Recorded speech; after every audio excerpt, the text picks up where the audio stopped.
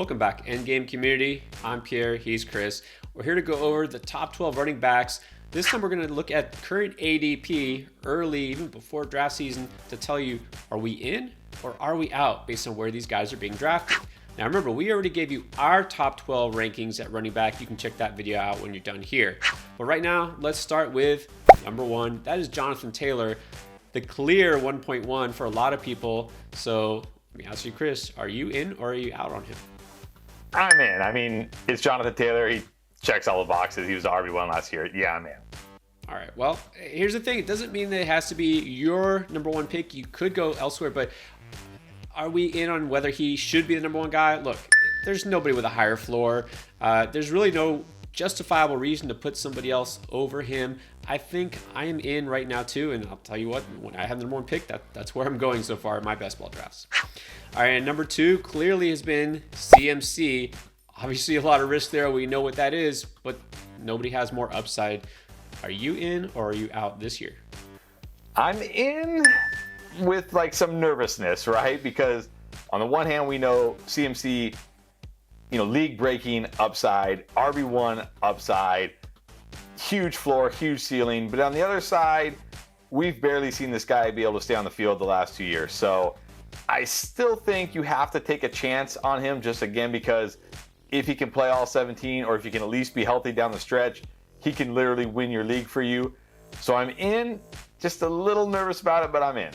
Yeah, you have to be at least a little nervous. And look, I'll tell you what I'm almost more worried about is not injuries, it's the offense. Carolina, they don't even know what they're doing. Who's going to be the quarterback? Is it going to be Baker Mayfield, Sam Darnold, Matt Corral? Who knows?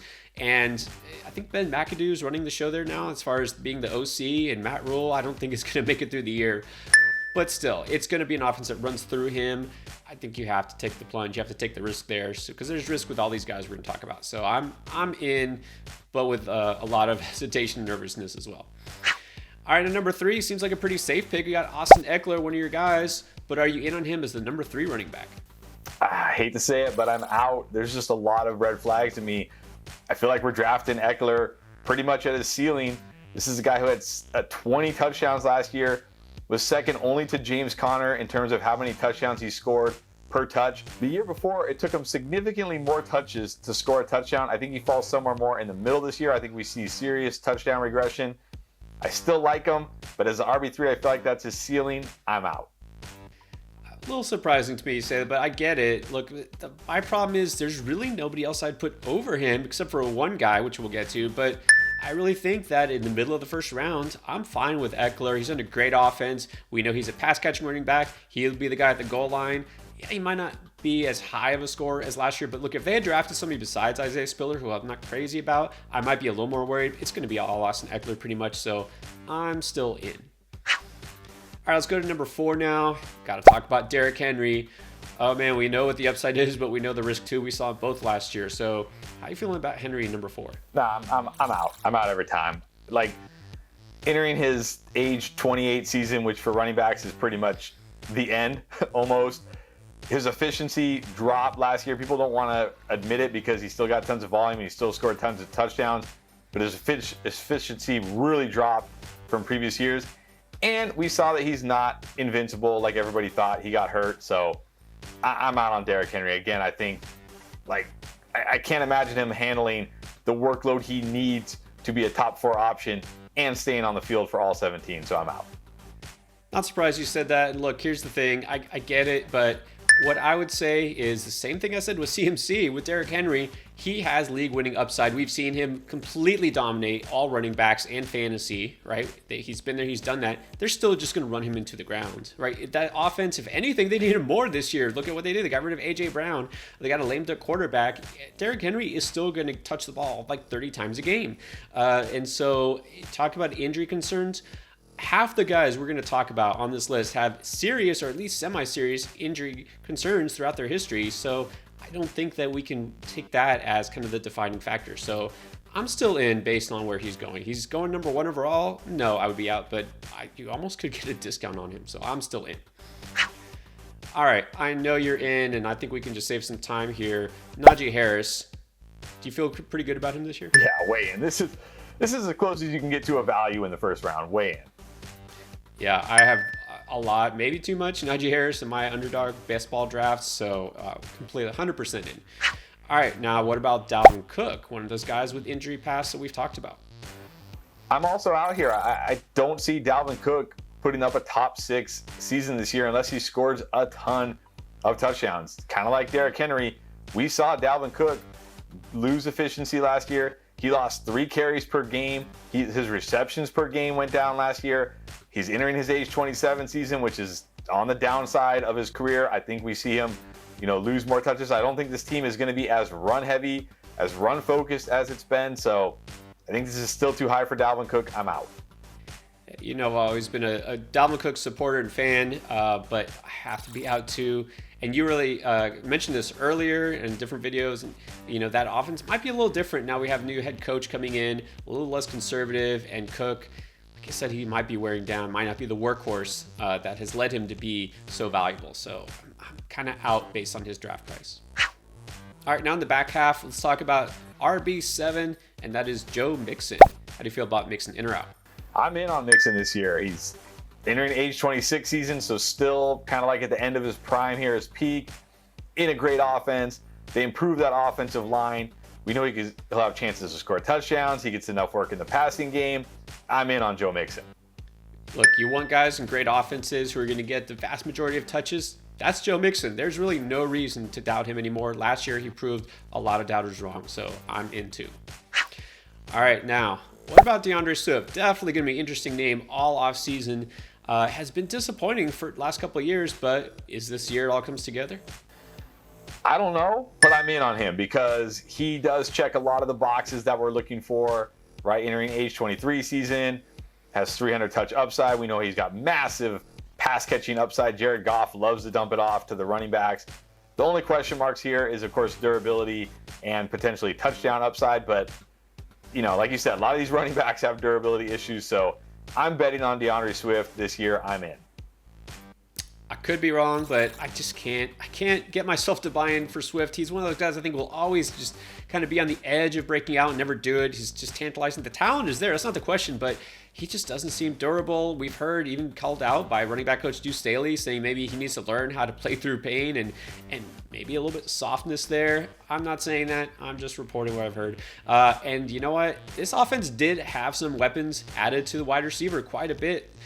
So I don't think they're going to lean on the running game as much. They don't want to do that. So I'm out. It's just too much risk for a guy like him this high. All right, next up is Aaron Jones, RB9 right now. Let's see what happens with him now that Devontae Adams is gone. Chris, you've heard the social media whispers that he could just blow up with Adams out, right? He eats when Adams is gone. How do you feel about that? Are you in on him this year? I mean, I'm in on him at RB9, but I'm not in on him like with this Adams being out, nonsense. I think he's going to be fine. We know what he is, right? He's going to have some of the early down work. With A.J. Dillon also having some of the early down work, but he's going to have the bulk of the receiving work in this offense. I still think it'll be a good enough offense to support a top 10 running back. So because he's at RB9, I am in. All right. I do think there's something to that. I think he is going to see an uptick in receptions. Look what happened in the playoff game.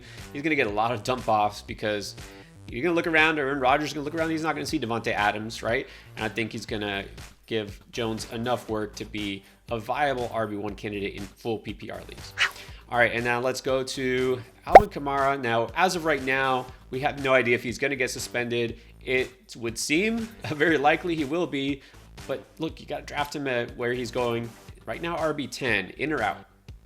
I'm out. I just think that's too high with, the risk of a suspension. Plus, look at what he was doing early in the season with Jameis Winston under center. He was not catching many passes. He was getting a lot of carries. He wasn't very efficient on his carries. This is still going to be not a very good offense. I just don't think it can support a top 10 fantasy player, especially, if he's suspended to start the season. So I got to be out on Alvin Kamara at this spot. Yeah, look, we've talked about this for a while. I think we were both out on him way before the Pro Bowl even happened, right? Just because of all those warning signs of this offense. Sean Payton's gone. Winston, who knows how much he'll dump it off, if he's ready for the season. Yeah, there's way too many red flags to take a guy this early. I'm out on Kamara. Saquon Barkely, also at a very interesting position. A lot of people disappointed last year. You're going to be in on him for 2022. Yep, I'm jumping back in. I'm in on him again this year. Now, the full year removed from ACL surgery. Again, kind of like CMC, we know what his upside is, right? It's running back one, best running back in fantasy upside. Obviously, this offense could hold him back to some degree, but I think we're going to see a much better Saquon Barkley, still in the prime peak of his career at 25 years old. So I'm in on Saquon Barkley. I'm into, like, we should have known right a year coming off of ACL surgery, he wouldn't be the same. New offense too, got to keep that in mind. We should see at least some life out of this running game. I don't know if we'll see the Barkley we saw a couple years ago, but I think if he's not even being drafted as a top 10 running back, he's being undervalued. So I'm definitely in on that. And last but not least, let's talk about Leonard Fournette. Looking a little Eddie Lacy-like these days. We'll see. It's still early, right? It's training camp hasn't even begun, but man, Leonard Fournette, are you in on him? No, and if you've been listening to us since the draft, I'm high on Rachaad White, and I was kind of getting low on Leonard Fournette. It didn't help that he shows up to, mini camp. He says he was 240, but he looked bigger than Shaq Barrett, who I think is like 250-something pounds. I'm very worried that we're going to see the Leonard Fournette who got paid and doesn't really care that much anymore this year. I think Rachaad White takes on a bigger role than people are expecting. Leonard Fournette is a top 12 running back. No way, I'm out. Yeah, I got to be out too. Look, I thought Fournette was going to be a really solid value heading into this season, but again, the signs keep popping up. I wasn't crazy about Rachaad White. Honestly, you're kind of, helping me to come around on him. I do see that there's potential there, but this is still a pass-heavy offense anyways. As long as Tom Brady's there, they're going to throw the ball, 700 times, so it's always going to limit any running back there. So I got to say right now, I'm out. All right. That's running back top 12 edition. Now we also give you our top 12, let you know who we're definitely in on. Check out that video. And we'll do this also for wide receivers. We're here all off season long, to help you plan, prepare, and dominate your draft. All right, join us if you haven't already. Hit that subscribe button. Check out how you can join us on Discord by looking at the description below. All right, guys, thanks for watching.